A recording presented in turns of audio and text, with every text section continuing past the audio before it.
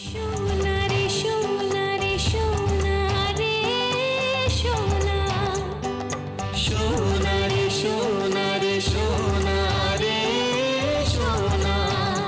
ऐसा प्रेम कहाँ, ऐसा प्रेम कहाँ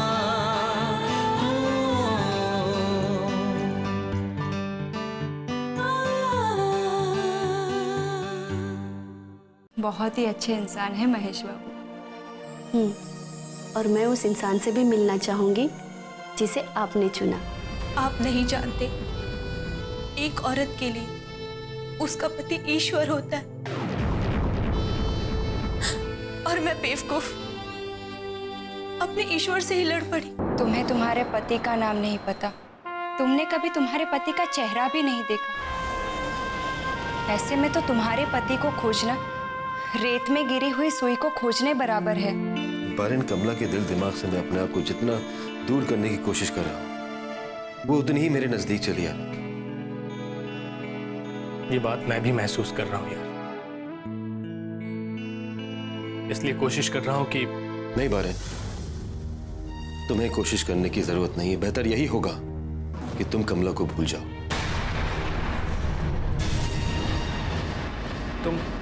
तुम ये कैसी बात कर रहे हो रमेश? मैं जानता हूं बारिन, ये सुनकर तुम्हें काफी बुरा लग रहा होगा, मगर बहुत हो गया। अब मैं कमला के जज्बातों के साथ और नहीं खेल सकता। तुम जानते हो, जिस दिन उसे पता चलेगा कि मैं उसका पति नहीं हूं, उस पर क्या बीतेगी। शायद वो खुद को नुकसान पहुंचाने की भी कोशिश करे। बेहतर यही होगा कि कमला का ख्याल तुम अपने दिमाग से निकाल दो। रमेश, कमला मेरे लिए कोई ख्याल नहीं है कि जब मैं चाहूं अपने दिमाग से निकाल दूं। मैं उसके मन से जुड़ गया हूं, इसलिए उसे चाहता हूं। मैं समझता हूं, इसीलिए तुम्हें समझा रहा हूं। तुम नहीं समझते रमेश। अगर समझते तो ऐसी बातें नहीं करते। तो मुझे एक बात बताओ, क्या तुम हेम को अपने दिल से निकाल सकते हो? नहीं ना? बारिन, तुम समझने की कोशिश क्यों नहीं कर रहा है? अरे कल को अगर कमला ने तुम्हारे प्रेम को ठुकरा दिया तो तुम्हें ज्यादा तकलीफ होगी। तुम्हारा दोस्त हूं, इसीलिए समझा रहा हूं।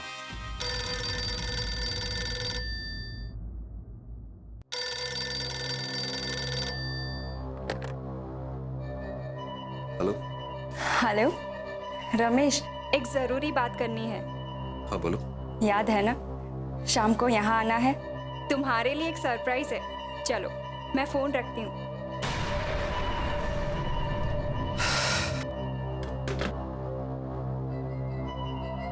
रमेश, हेम का फोन था क्या? हाँ। समझ में नहीं आता कि इस लड़की को मैं कैसे समझाऊं।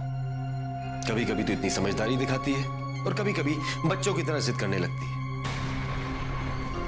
हेम के पास नहीं जाओ तो वो नाराज हो जाती है, कमला के पास जाओ तो उसके सवाल नहीं रुकते।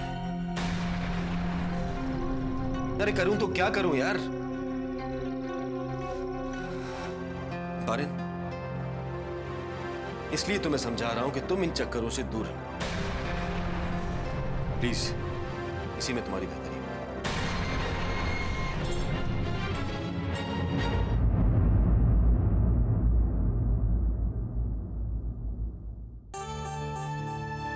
क्या कर रही हो सुशीला?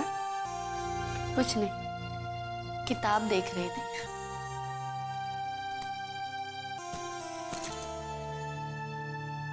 तुम्हें पढ़ना आता है? हाँ, हिंदी और बांग्ला जानती हूँ, अंग्रेजी नहीं आती। कोई बात नहीं, मैं सिखा दूंगी।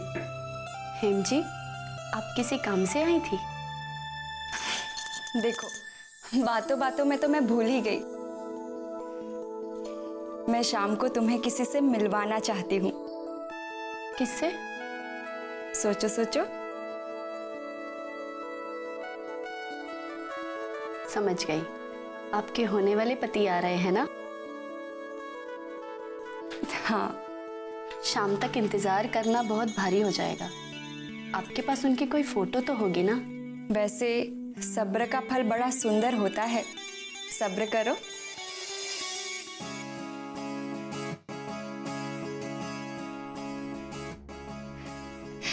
वैसे वो तस्वीर से ज्यादा अच्छे रियल में दिखते हैं। वो तो होंगे ही, आपकी पसंद ही ऐसी है।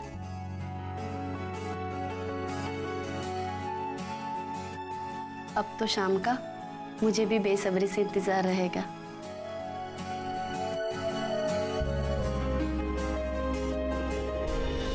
आप जैसे लोगों ने ही शादी जैसे पाक रिश्ते को मजाक बना के रखा है। कभी आपने सोचा है आपकी बीवी आप पर कितना भरोसा करती है? कभी सोचा है आपने इसके बारे में? इसकी पूरी कीमत देने को तैयार हूं मैं। तुम्हारी हिम्मत कैसे हुई मुझसे ऐसे बात करने की?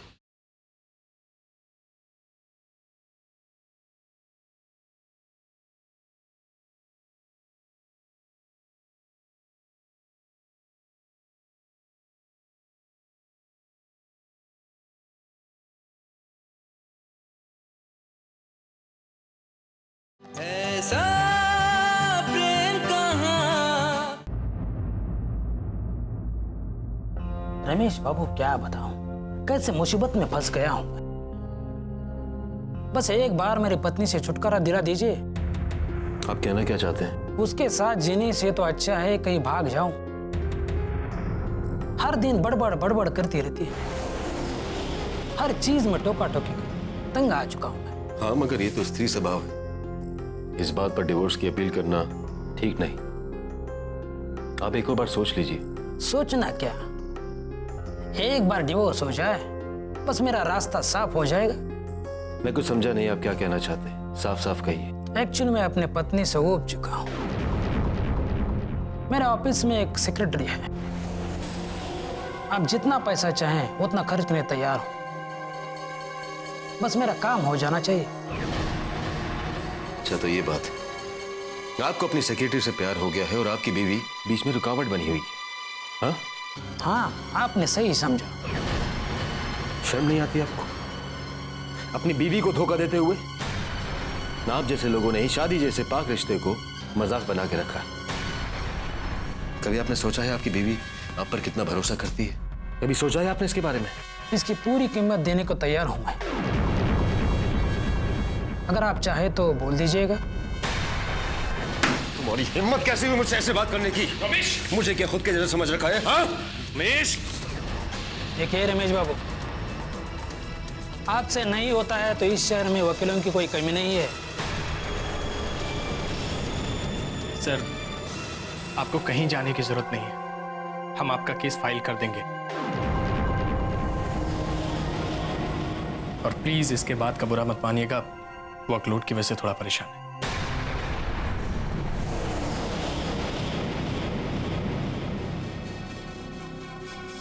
रमेश, ये तुम क्या कर रहे थे?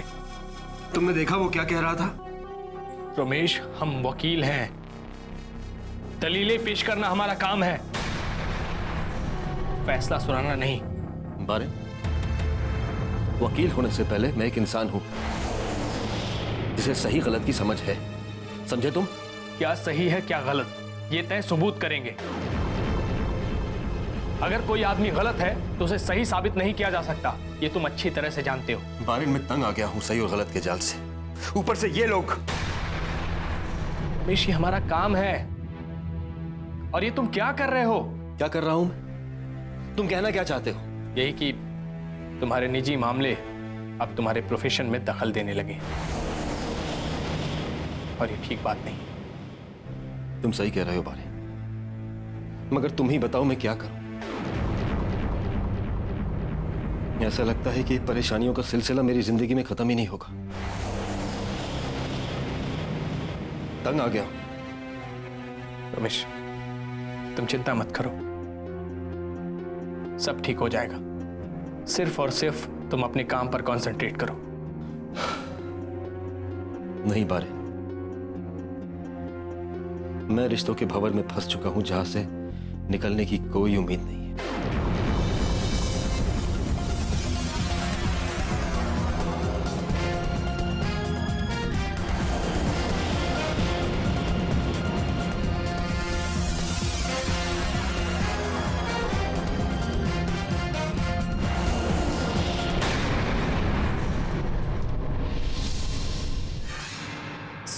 आपकी बेटी की शादी तय हो गई तो सोचा आपको कोई ऐसा तोहफा दिया जाए जिसे आप जीवन भर याद रखें। हम बहुत अच्छी तरह से जानते हैं कि आपकी जिंदगी की सबसे बड़ी खुशी आपकी बेटी की शादी है। बस एक बार ये शादी तो गुजारे दो, फिर देखिए हम आपकी उस मासूम बेटी को ऐसी सजा सुनाएंगे जो आज तक किसी कोर्ट में दर्ज नहीं हुई होगी।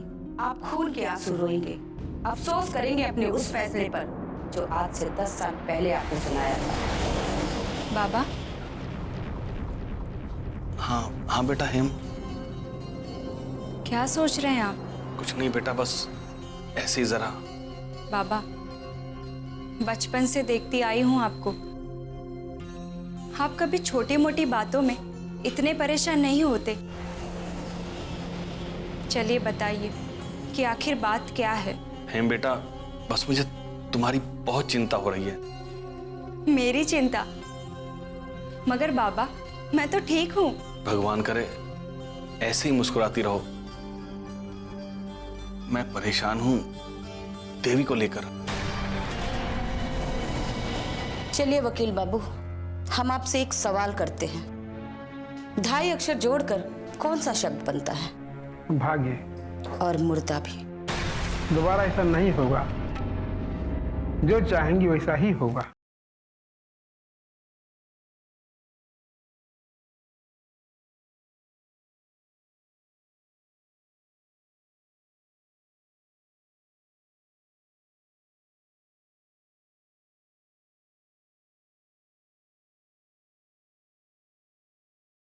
ऐसा प्रेम कहाँ। मैं परेशान हूं देवी को लेकर।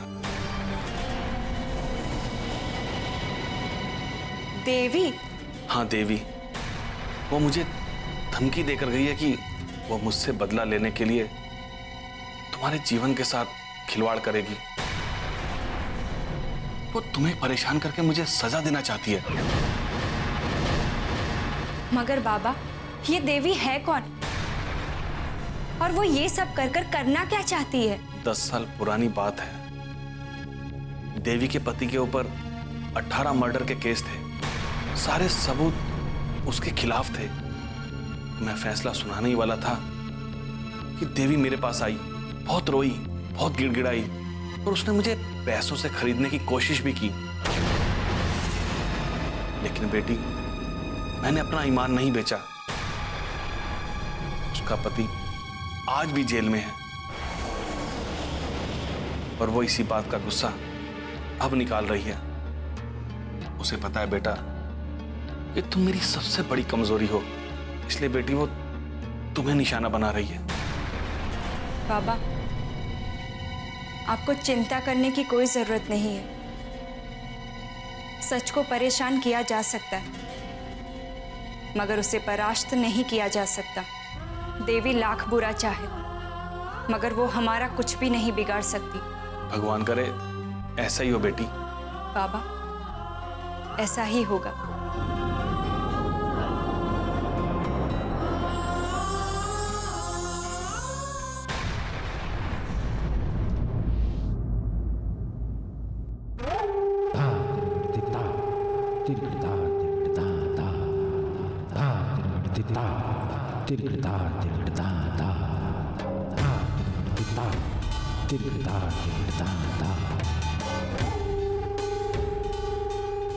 देवी नमस्कार। देवी जी माफ कीजिएगा, मैं 2.5 घंटे लेट हो गया हूँ। आगे ऐसा नहीं होगा। चलिए वकील बाबू, हम आपसे एक सवाल करते हैं। 2.5 अक्षर जोड़कर कौन सा शब्द बनता है? भाग्य। और मुर्दा भी। दोबारा ऐसा नहीं होगा, जो चाहेंगी वैसा ही होगा। अरे वाह वकील बाबू, आप तो ऐसे ही घबरा गए। जिंदा शब्द भी 2.5 अक्षर का ही होता है। आपकी मौत हमारे लिए उतनी जरूरी नहीं है जितना कि आपका जिंदा रहना। और आपने कौन सा शब्द कहा था? हाँ, भाग्य। हम उसे भी बदल सकते हैं, बशर्ते आप हमारे पति को जेल की सलाखों से बाहर ले आएं। मेरी कोशिश है कि उनको मैं बाहर निकाल लाऊं, मगर क्या? आपके पति के खिलाफ जो पेपर सबमिट किए गए हैं उनके आधार पर उनको बाहर निकाल पाना बहुत ही मुश्किल है। हमने यहाँ आपको अपनी मुसीबतों की लिस्ट बनाने के लिए नहीं बुलाया है, बल्कि उनका हल निकालने के लिए बुलाया है। केस की अच्छी तरह स्टडी करने के बाद एक ही रास्ता निकलता है जिसके आधार पर रंगराज जी को जेल से निकाला जा सकता है। अगर ऐसा हुआ तो हम आपकी झोली में इतनी दौलत डाल देंगे कि आपकी 7 पुश्ते भी उसे खत्म नहीं कर पाएंगे। देवी जी, दुगल जी की रिहाई का रास्ता आनंदी बाबू से ही बनता है, लेकिन मगर वैसा करेंगे नहीं। जब बात अपनी औलाद के सुख की हो तो किसी के भी ईमान को बदला या खरीदा जा सकता है। वकील बाबू, आप सारी तैयारियां कीजिए। रही बात आनंदों को राजी करने की, तो वो आप मुझ पर छोड़ दीजिए।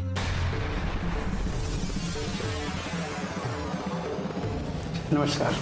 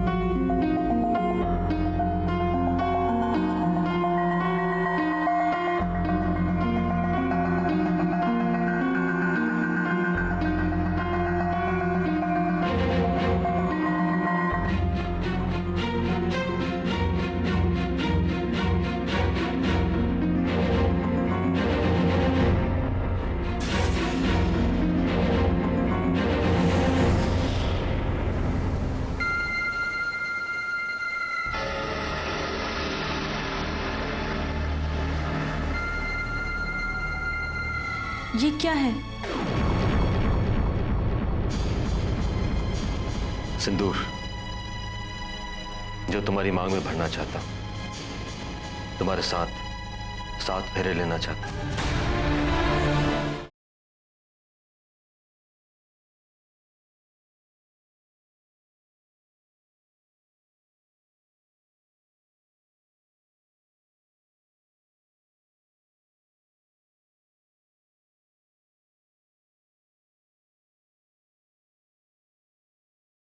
ऐसा प्रेम कहाँ।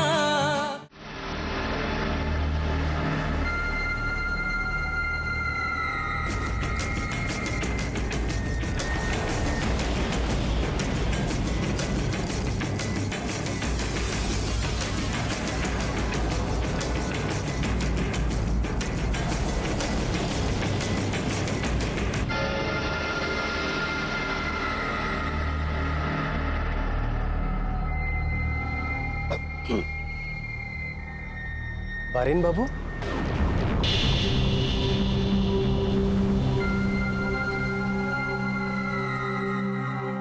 यहाँ? मैं आपको पूरे शहर में ढूंढा है। उमाकांत, तुम कब आए? मैं तभी आया जब आप किसी के ख्यालों में खोए हुए थे। नहीं, ऐसी बात नहीं। बताओ ना, क्या काम था? मैं तो आपसे ही मिलने आया था। मैंने देखा चेंबर में आप बहुत उदास बैठे थे। बताइए ना, क्या परेशानी है? उमाकांत, कुछ यादें ऐसी होती हैं जिन्हें भुलाया नहीं जा सकता, और उन्हें याद किए बगैर रहा भी नहीं जाता। देखिए बारिन बाबू, मैं आपसे कद और पद में छोटा हूं, लेकिन अपने जीवन के अनुभव से बताता हूं कि जिंदगी में इंसान को हमेशा अपने दिल की सुननी चाहिए, और आप भी अपनी दिल की सुनिए। आप कोमला को पसंद करते हैं ना?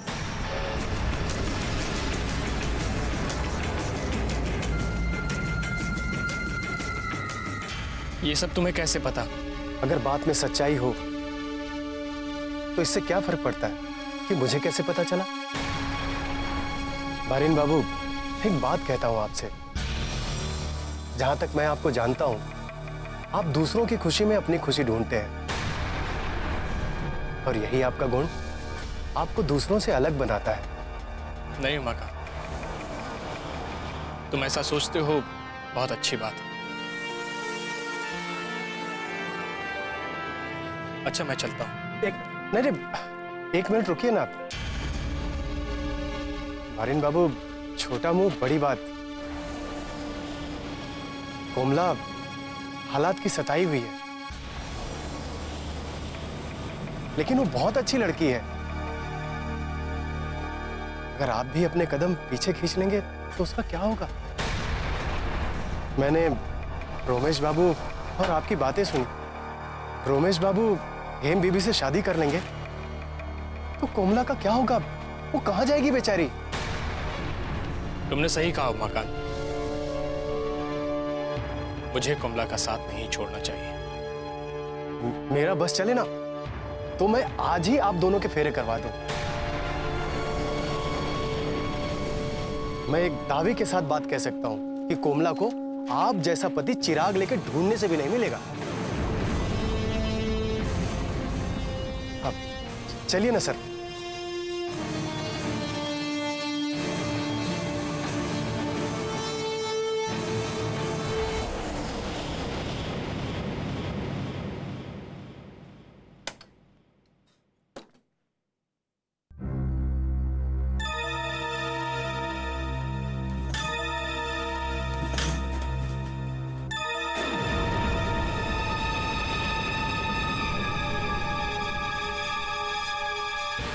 रमेश बाबू,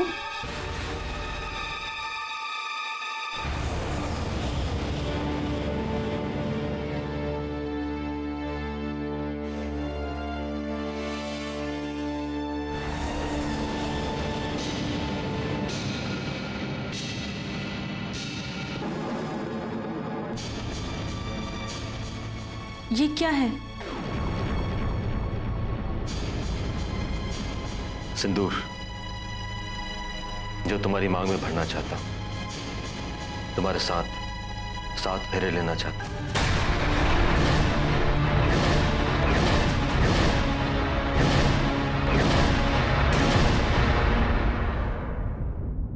देवी चौधरानी जी, रोमेश मेरे किए किराए पर पानी फेरने की कोशिश कर रहा है। उसने बारिन से कहा कि वो कमला से ना मिले। लेकिन रमेश ने ऐसा किया क्यों होगा? जिसका दोनों हाथ लड्डू से भरे हो, वो क्यों चाहेगा कि उस लड्डू का स्वाद कोई और चखे? बात तो सस्ती कही है तुमने, पर बात में दम है। रमेश, तुमने जो कहा था मैंने उसके बारे में बहुत सोचा, फिर जाकर समझ में आया कि मुझे कमला को अपने दिमाग से निकाल देना चाहिए। लेकिन तुम्हें भी एक काम करना चाहिए। कैसा काम? तुम्हें भी कमला को सब कुछ सच सच बता देना चाहिए।